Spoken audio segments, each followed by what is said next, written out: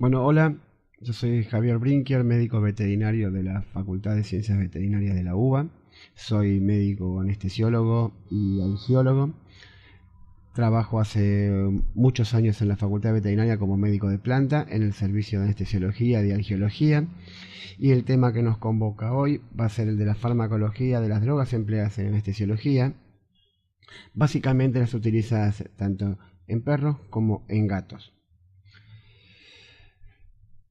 Sabemos que todas las drogas que actúan sobre el sistema nervioso central tienen sus efectos. Esos efectos pueden ser depresores del sistema nervioso central con sus diferentes mecanismos o estimulantes del sistema nervioso central.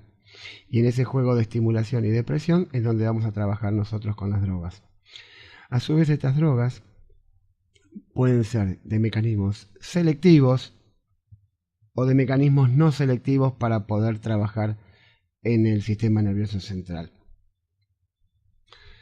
Sabemos que todas las drogas tienen sus efectos terapéuticos, que son los efectos a los cuales nosotros vamos a apuntar, pero no queda ninguna duda que también tienen sus efectos colaterales y sus efectos tóxicos, que esos son los que vamos a tratar de evitar o bajando las dosis o combinando diferentes drogas como para bajar la dosificación en su defecto.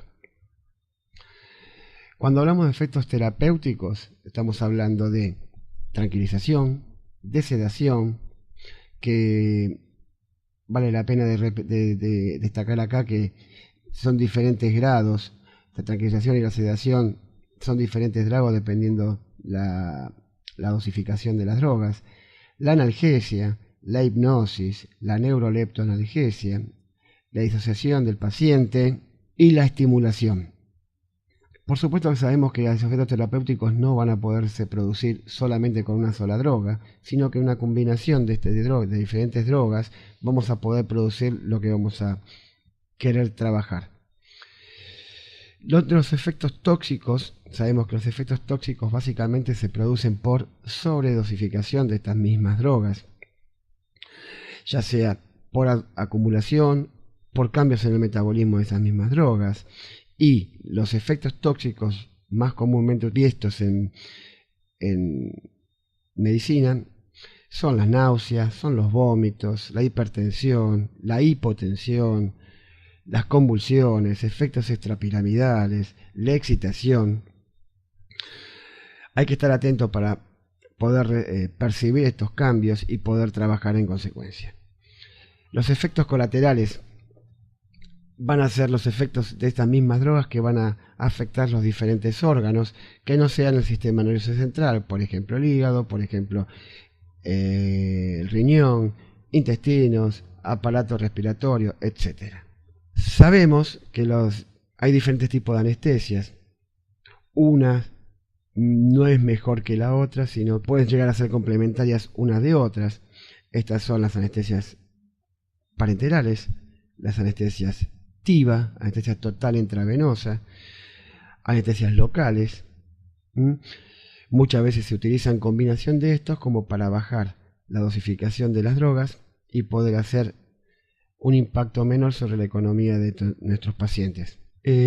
Cuando hablamos de anestesia general equilibrada, estamos hablando de un principio básico que es el de la tríada de Gray, en la cual vamos a trabajar sobre la hipnosis, la analgesia, la relajación muscular, y que en los últimos años se fue agregando un punto más, que es la protección del sistema neurovegetativo, muy importante a tener en cuenta cuando hacemos anestesias. De los puntos más importantes a mi criterio en lo que respecta a la famosa tríada de Gray, la analgesia y la protección del sistema neurovegetativo son fundamentales.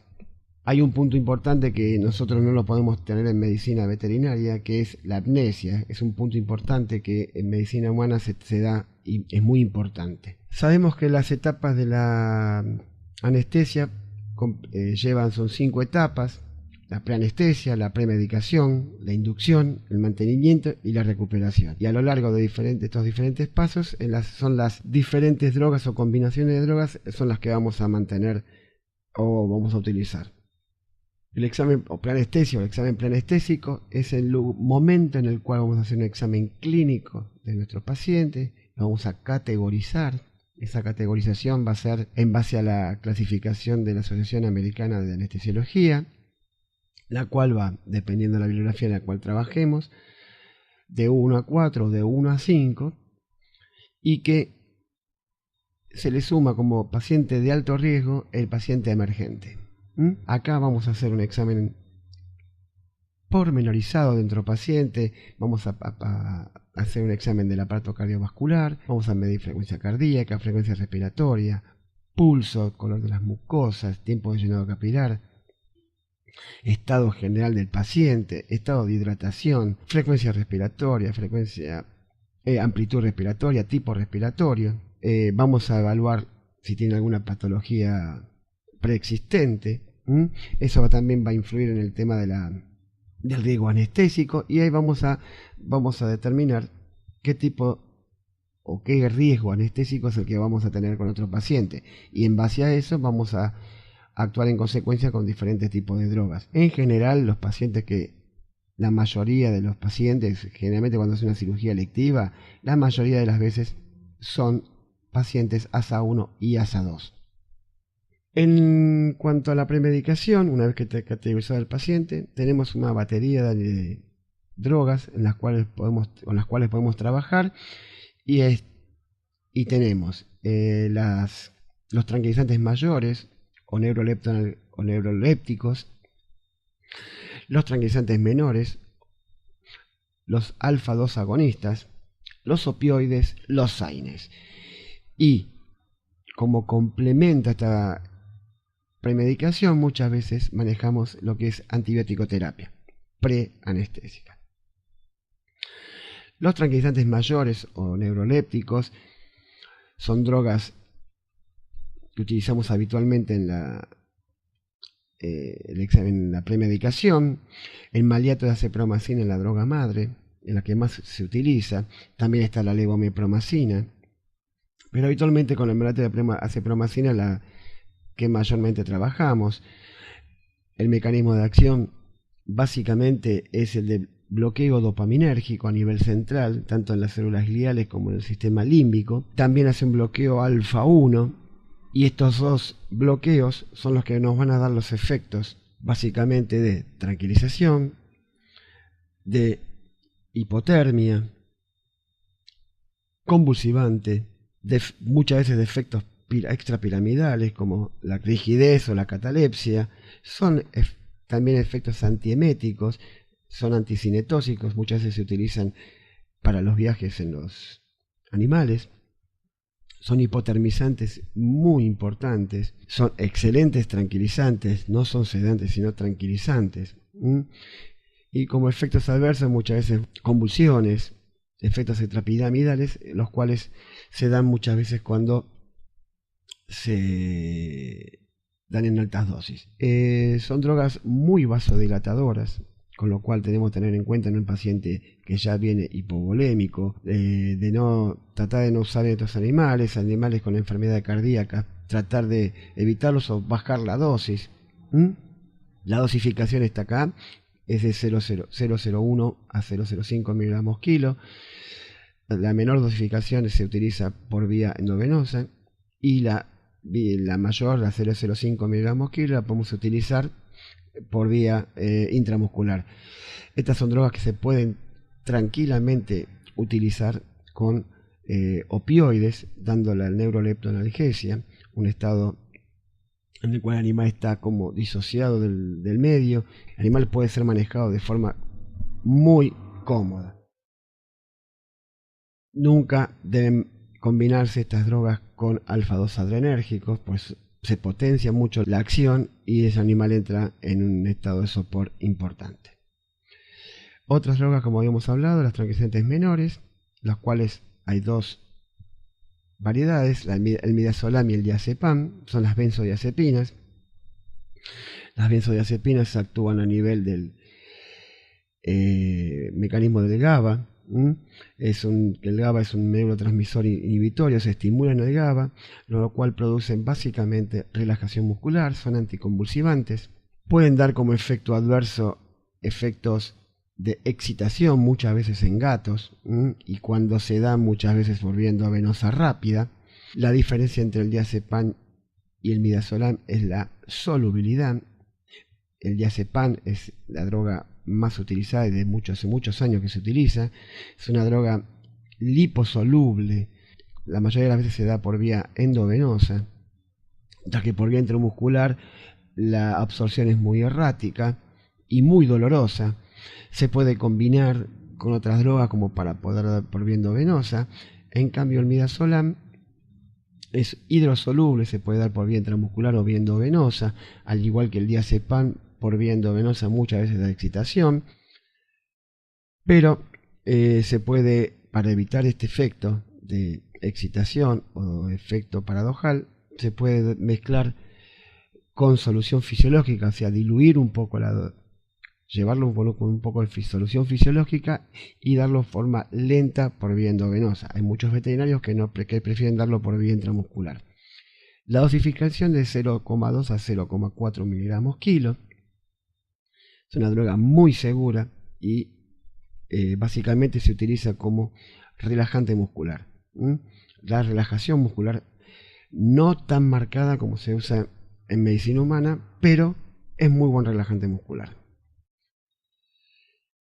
Tiene una ventaja estas drogas, que se pueden revertir, con lo cual la droga que se utiliza es el flumazenil, compiten con el flumazenil con las benzodiazepinas por el receptor y desplaza a la droga del sitio de acción. Muchas veces se utiliza para revertir los efectos de la sobredosificación del diazepam y es una droga que anda muy bien y que a esa dosificación de 0,1 miligramo kilo anda más que bien y nos da una herramienta más para poder trabajar. Entonces, como dijimos antes, los tranquilizantes mayores son grandes depresores cardiovascular a dosis normales, a bajas dosis no lo producen, bajan el umbral de las convulsiones, con lo cual producen más convulsiones. Hay que preguntar siempre que el animal no sea convulsivo para poder trabajarlo. Son hipotermizantes por actuar sobre el centro termorregulador. Se utilizan siempre en premedicación y son antieméticos. En cambio, los tranquilizantes menores son muy estables cardiovascularmente, son anticonvulsivantes, a nivel temperatura no modifican la temperatura, se los utiliza en premedicación, se los puede dar en inducción y mantenimiento, abren el apetito, básicamente en gatos, y son por excelencia relajantes musculares. Otra droga que podemos utilizar son los alfa-2 adrenérgicos, son unas drogas excelentes, de las cuales la más antigua es la silacina y la más moderna la dexmedetomidina. Lo que cambian básicamente entre una y la otra es la potencia, mientras que la silacina se dosifica en miligramos por kilo, la dexmedetomidina se dosifica por microgramos kilo. El mecanismo de acción son bloqueantes alfa-2 adrenérgicos y sus efectos principales son anticonvulsivantes, son relajantes musculares, son analgésicos potentes viscerales, son muy buenos, como se pueden utilizar en la premedicación, se pueden utilizar en la inducción, en el mantenimiento, y se pueden utilizar en goteo, pero hay que tener ciertos recaudos para poder usarlo por goteo, ya que son hipotensores importantes. Un animal hipotenso no se recomienda darle un goteo de silacina. Pero básicamente los alfa-2 adrenérgicos, lo que vamos a utilizarlos son para relajantes musculares y analgésicos viscerales. También pueden combinarse estas drogas con opioides, con ketamina, con tranquilizantes menores, y tienen la ventaja que se pueden revertir cualquier efecto que veamos nosotros, porque son drogas hipotensoras, bradicardizantes, son drogas que pueden llegar a producir bloqueos auriculoventriculares de primer y segundo grado. ante cualquier duda, nosotros podemos revertir, pero revertimos todas las acciones de la droga, porque los revertidores compiten por estas mismos sitios de acción. Entonces, revertimos toda la acción. Es una ventaja y una desventaja al mismo tiempo. Aquí tenemos cómo actúan. Entonces actúan a nivel del receptor alfa, impidiendo la salida de noradrenalina, con lo cual ya hemos dicho que producen analgesia, sedación. Acá ya no producen tranquilización, sino que producen sedación y relajación muscular. La dosis intramuscular de la silacina es de 1 miligramo kilo. En cambio, la de la vía endovenosa es de 0,5 miligramos kilo, tanto en gatos como en perros. Y si hacemos una infusión continua, va a ser de 0,5 a 0,1, de 0,1 a 0,5 miligramos kilo hora, siempre y cuando el animal esté normal, normotenso, no tenga patologías cardiovasculares, etc. La dexmedetomidina, por lo general, la podemos usar en infusión continua o como premedicación, de 20 a 40 microgramos kilo por vía intramuscular, o una infusión de 1 a 2 microgramos kilo hora. Los dos tienen los revertidores. El revertidor específico para la silacina, que viene al 2%, es la yoimbina, y el revertidor específico de la dexmedetomidina es el atipamisol. Siguiendo con las drogas que se pueden utilizar en anestesiología, tenemos los opioides. Los opioides se pueden utilizar desde la premedicación hasta el postquirúrgico inmediato y seguir constantemente con esta droga. Sabemos que los opioides pueden clasificarse en agonistas, antagonistas y antagonistas. Básicamente, nosotros buscamos la acción del efecto de los receptores mu, que son los analgésicos. A su vez, los agonistas pueden ser agonistas fuertes o agonistas débiles. Y básicamente lo que buscamos es la analgesia central, que es dada por los receptores mu, que hay tanto a nivel central como periférico. Los receptores opioides delta, son los receptores a nivel espinal, al igual que los kappa. En mamíferos, básicamente lo que buscamos es analgesia a través de los receptores mu. Sabemos que los agonistas mu totales o fuertes, digamos, son la morfina, la meperidina, el fentanilo, el remifentanilo. Vamos desde el menos potente al más potente.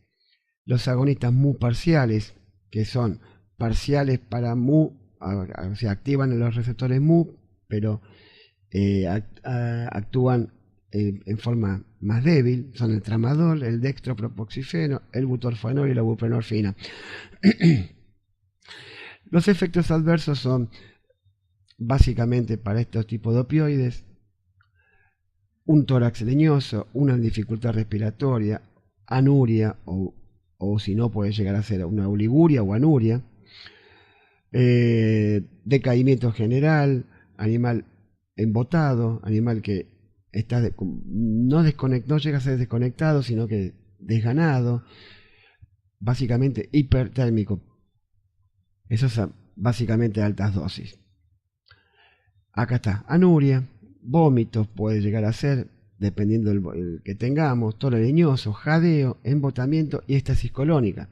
Acordémonos que muchas veces para las diarreas usamos opioides de tipo loperamida. Acá habíamos dicho que eran diferentes tipos de mecanismos de acción, sino del tiempo de duración. El fentanilo, dado en bolos, dura aproximadamente 20 minutos. El remifentanilo se usa solamente en forma de goteo, porque tiene un mecanismo diferente, de metabolismo diferente, que son las estearasas plasmáticas. Es un excelente opioide para utilizar en animales de alto riesgo. Se metaboliza por plasma, no necesita ni el riñón ni el hígado para metabolizarse y se usa solamente por goteo. La morfina se utiliza cada 4 o 6 horas.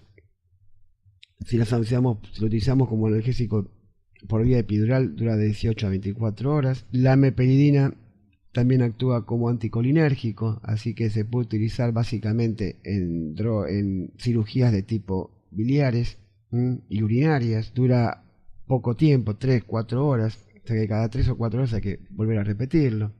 El tramadol, que es la droga más utilizada en el postquirúrgico, se utiliza cada 6, cada 8, cada 12 horas, dependiendo si es adulto o joven o viejo y dependiendo del estado general del paciente. Yo generalmente recomiendo a animales viejos darlo de cada 12 horas, mientras que en animales más jóvenes cada 6 o 8 horas.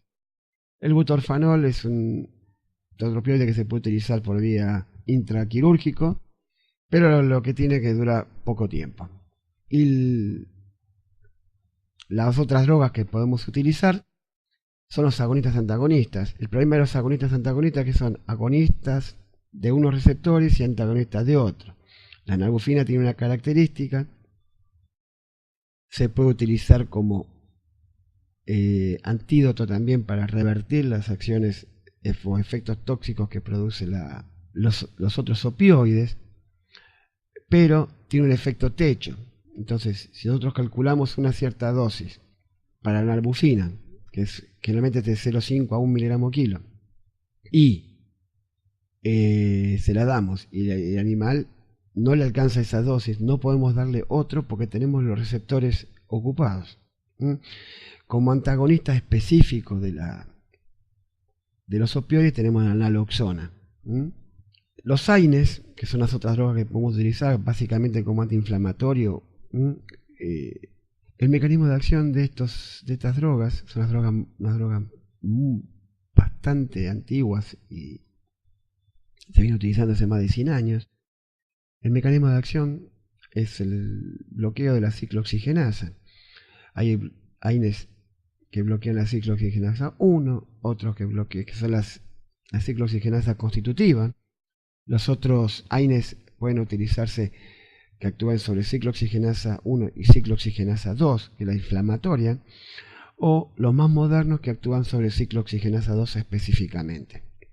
Básicamente se utilizan en combinación con opioides, por ejemplo, para el manejo del dolor intraquirúrgico, y son antiinflamatorios por excelencia.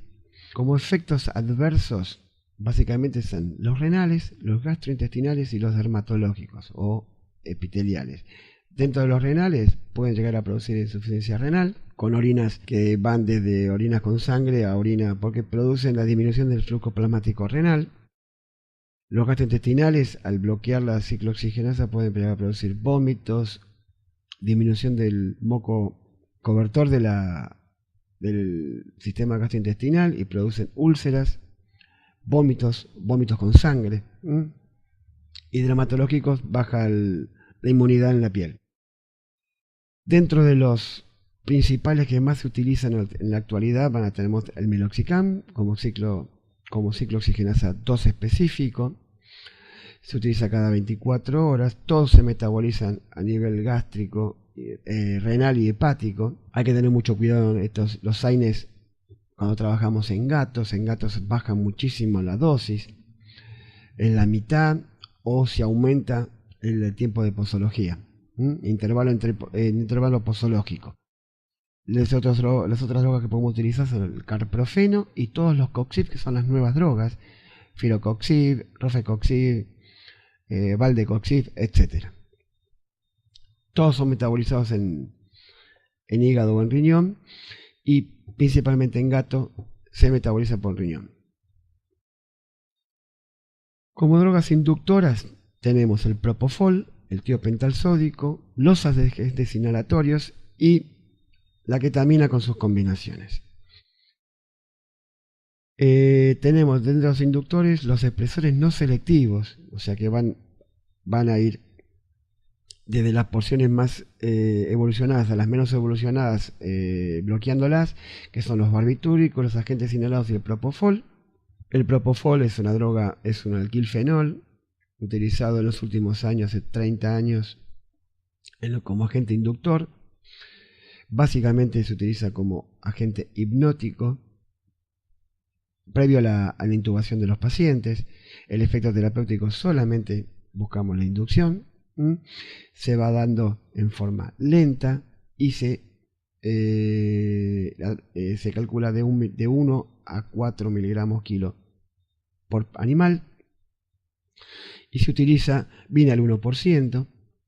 Hay nuevas presentaciones que hacen que no tenga efectos tan de acumulación.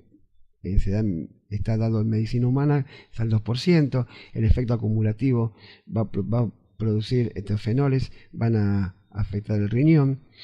Básicamente, muy afectado el gato y el hombre. Son drogas como, aparte de los efectos adversos sobre el riñón, puede llegar a producir efectos de hipotensión, de hipoxia, de hipercapnia, si se lo da en forma muy rápida. Se puede utilizar tanto en la inducción para previo a la intubación como en el mantenimiento en forma de goteo. Se puede combinar con otras drogas como para poder reducir la dosis y tener menos efectos tóxicos. Se metaboliza en hígado, o sea que en animales con insuficiencia hepática vamos a tener que bajar la dosificación. El tiopental es uno de los primeros inductores que se estuvo trabajando a lo largo de la historia. El tiopental es un barbitúrico, es una droga que viene al 1 gramo en un frasco, se prepara con 40 centímetros de solución fisiológica o de agua destilada, con lo cual me queda al 2,5%. La dosis aproximada es de 8 a 10-12 miligramos kilo. Los efectos terapéuticos, como dijimos, el mecanismo de acción es no selectivo. El efecto terapéutico básicamente es hipnosis. Como efecto adverso puede ser la apnea importante, la depresión cardiorrespiratoria, básicamente la respiratoria. No se utiliza en gato porque puede llegar a producir espasmo laríngeo importante. Una droga que se está dejando de usar, básicamente se está siendo reemplazada por el propofol en la actualidad. Los agentes inhalados, o sea que se puede utilizar como agente inductor mediante máscara, son los halogenados. En la actualidad tenemos el isoflorano y el sevoflurano. Básicamente actúan por depresión no selectiva del sistema nervioso central, actúan por embebimiento, digamos, que se van embebiendo las diferentes estructuras del sistema nervioso central y hacen su efecto de esa manera. Los efectos son básicamente los que venimos viendo hasta ahora: depresión, bajada cardiorrespiratoria y circulatoria, hipotensión, etc. Los otros agentes que podemos trabajar tanto en la inducción como en el mantenimiento son los agentes disociativos, dentro de los cuales tenemos la ketamina y la tiretamina. El mecanismo de acción está dado por bloqueo de los receptores NMDA. En la actualidad, además de usarlo para anestesia, se están utilizando estas drogas para combinación con otras drogas analgésicas a nivel central. Los efectos terapéuticos son básicamente, como se ve en la foto, catalepsia, endurecimiento, eso cuando se utiliza solo, hipertono muscular, aumento de la presión intracraniana, aumento de la presión intraocular. Por eso se lo va combinando con benzodiazepinas o con el propofol, con otras drogas, como para ir bajando la dosis y no producir estos efectos tóxicos. Hay que tener cuidado porque el metabolismo es completamente diferente en gato o en perro. En el gato básicamente se metaboliza por riñón, o sea, animales con insuficiencia renal se baja la dosis, y en el perro se metaboliza a través del hígado. La dosis en la premedicación es de 4 a 10 miligramos kilo, y la dosis de inducción es de 2 a 5. Como dijimos anteriormente, se puede combinar con benzodiazepinas en la inducción como para poder abolir los reflejos. Estas drogas, si no se utilizan combinadas, mantienen todos los reflejos, el corneal, el palpebral y el de deglución, con lo cual nos va a dificultar para poder trabajar en la intubación del paciente.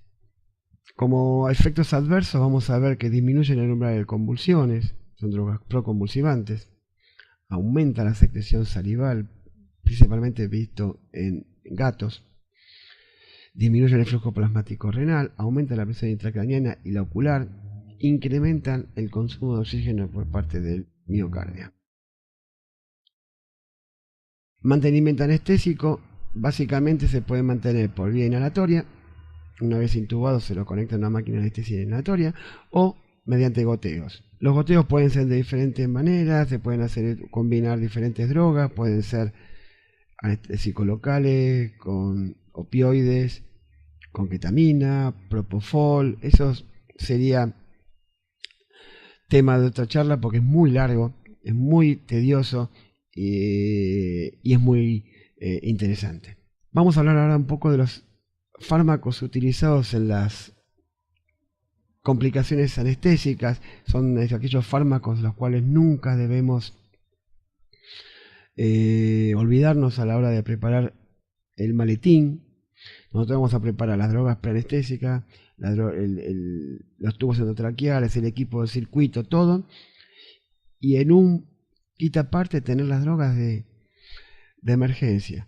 Uno nunca sabe cuándo las drogas van a tener que ser utilizadas. Son variadas y muchas veces el tenerlas nos va a ayudar tanto a nosotros como al paciente. Básicamente lo primero que tenemos que saber, esta es una foto de un cerdo, pero básicamente en todas las especies que hagamos anestesias debemos garantizar una vía aérea. Muchas veces, básicamente en el gato, se produce el laringoespasmo y si el animal no está debidamente intubado y ventilado, va a ser muy complicado poder trabajar con ese paciente en la parte ventilatoria si tenemos que hacer una RCP. Dentro de todos los fármacos, digamos, todos los fármacos que vamos a trabajar en emergencia intraquirúrgica o intraanestésica, digamos, van a regular el equilibrio hemodinámico y el equilibrio respiratorio. Entonces vamos a tener simpático-miméticos, drogas vasodilatadoras, diuréticos, antiarrítmicos y broncodilatadores. De acá, los más importantes son los simpático-miméticos, los diuréticos y los antiarrítmicos. Son los accidentes más comúnmente vistos en la anestesia de los pequeños animales. Vamos a trabajar primero con los simpáticos miméticos. Básicamente se van a utilizar en caso de hipertensión, en caso de reanimación, en caso de bloqueo auriculoventricular y para aumentar el flujo plasmático renal cuando tenemos insuficiencia renal y que no alcanza con la fluidoterapia que vamos trabajando intraquirúrgica. Los simpáticos miméticos más utilizados: adrenalina, dobutamina, dopamina, etilefrina y efedrina. De acá, de las cuales las dos más importantes, las que más comúnmente vamos a tener en el maletín o en la mesa de anestesia, van a ser la adrenalina y la dopamina. Las otras sí las vamos a tener, pero son menos utilizadas. El mecanismo de acción es diferente dependiendo de la droga que vamos a trabajar. La adrenalina actúa a nivel de los receptores alfa y beta adrenérgicos. La dopamina a nivel de los receptores dopaminérgicos 1 y 2 y método indirecto, que es el método que vamos a ver ahora dentro de un rato. En cuanto a la dobutamina, actúa a nivel beta 1. La etilefrina a nivel alfa 1 e indirecto. El método indirecto básicamente es impedir la recaptación o la salida de otros neurotransmisores. Y la efedrina es mixto, o sea que va a andar a nivel alfa y a nivel indirecto al mismo tiempo. Entonces tenemos que las drogas catecolamínicas, la adrenalina, la dopamina y la dobutamina, son moléculas muy polares, tienen corto tiempo de vida media y se metabolizan por la MAO. En cambio, las no catecolaminas son poco polares, mayor tiempo de vida media, que son la etilefrina y la efedrina. Bien, todas las drogas, básicamente, cuando tenemos el accidente, vamos a utilizarla por vía endovenosa, pero no quita que podemos trabajarla, como ven acá en la foto, por medio de bombas, que pueden ser a jeringa o bombas volumétricas, o mediante un goteo continuo por una guía. Tenemos que la adrenalina se utiliza tanto en gato como en perro para una reanimación cardíaca, una parada respiratoria cardíaca. Vamos a usar entre 0,01 a 0,1 miligramos kilo endovenoso. A veces hay algunos anestesiólogos que lo usan por vía intracardíaca directamente. La otra droga que vamos a utilizar es la dopamina, pero la dopamina actúa como presoreceptor, como para aumentar la presión arterial o para aumentar el flujo plasmático renal.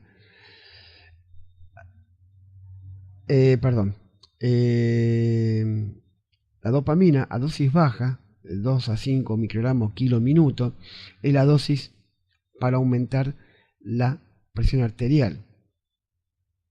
Y a medida que aumentamos, aumenta la dosis para aumentar el flujo plasmático renal. Siempre dando microgramos kilo minuto en sachet. La otra droga que hemos hablado, que no es tan fácil de conseguir, es la dobutamina, que se utiliza de 2,5 a 10 microgramos kilo minuto en solución, tanto en perro como en gato. La etilefrina se utiliza también en goteo de 1 a 3 microgramos kilo minuto. Y la efedrina de 0,03 a 0,1 miligramos kilo. Los diuréticos, básicamente buscamos que actúen a nivel natriurético. Los hay de techo alto, son los diuréticos de ASA. Están las tiacidas de efecto medio y los ahorradores de potasio e inhibidores de la anhidrasa carbónica. Y los osmóticos son de efecto natriurético bajo. El manitol, que actúa por ósmosis, básicamente como diurético osmótico, efecto muy rápido, da una diuresis osmótica y da orinas diluidas. Se utiliza básicamente cuando hay una hipertensión intracraneana o un accidente, traumatismo craneoencefálico.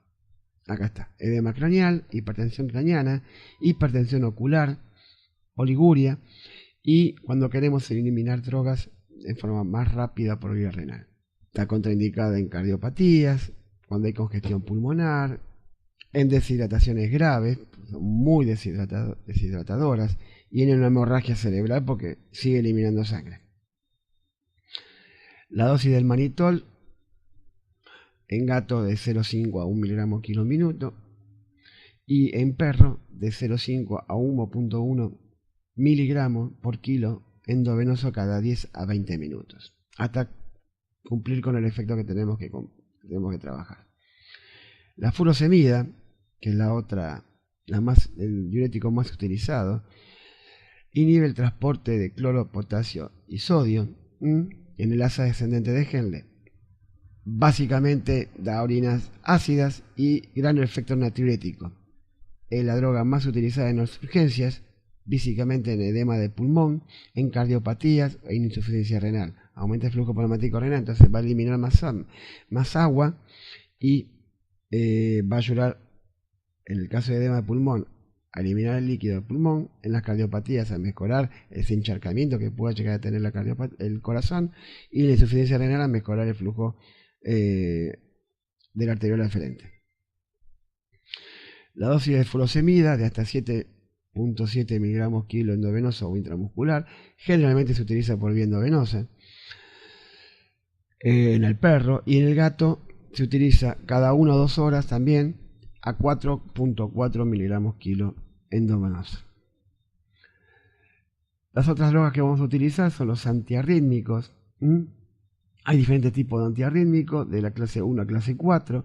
Los clase 1 son bloqueantes de los canales de sodio. Los clase 2 bloqueantes beta. Los clase 3 bloqueantes de los canales de potasio. Y los clase 4 bloqueantes de los canales de calcio. Los clase 1, los tipo lidocaína, el 2%, es la droga más utilizada como antiarrítmico.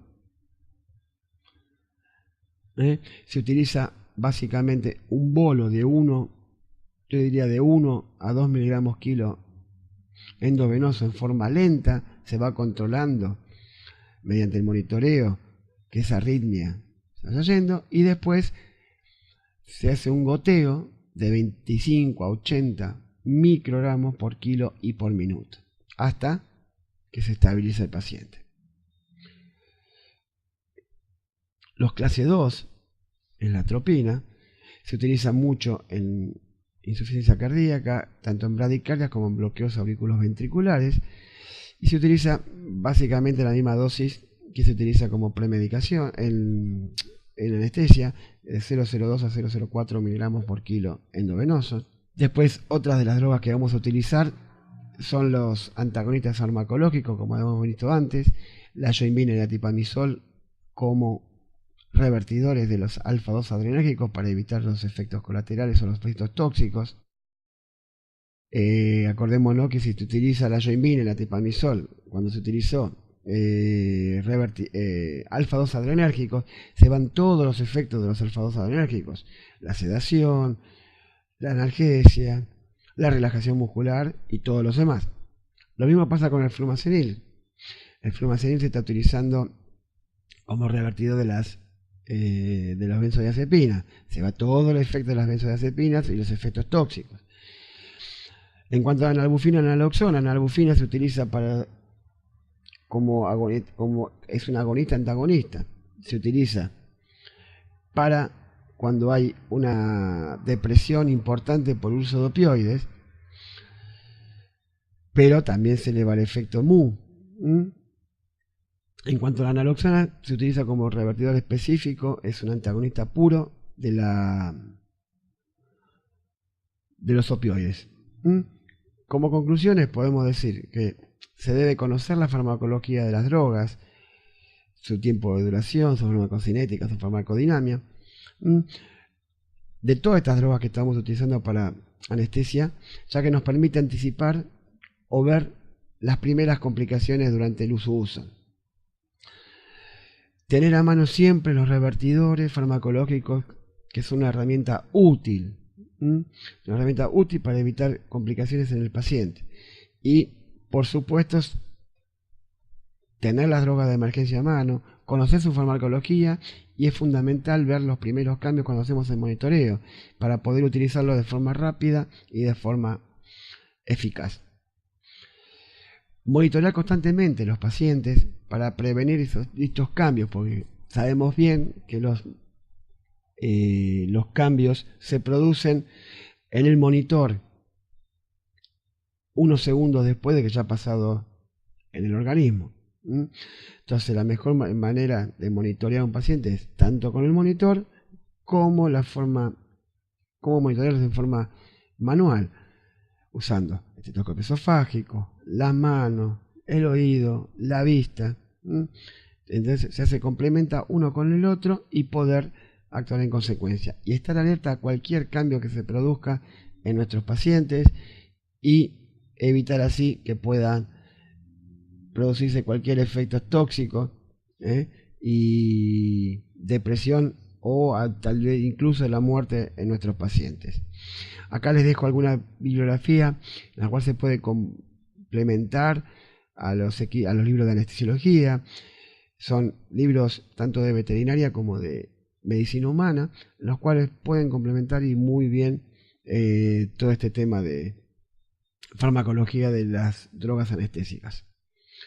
Muchas gracias. Acá les dejo mi mail para cualquier duda. No dejen de enviarme un mail, será respondido en lo más rápido posible. Muchas gracias.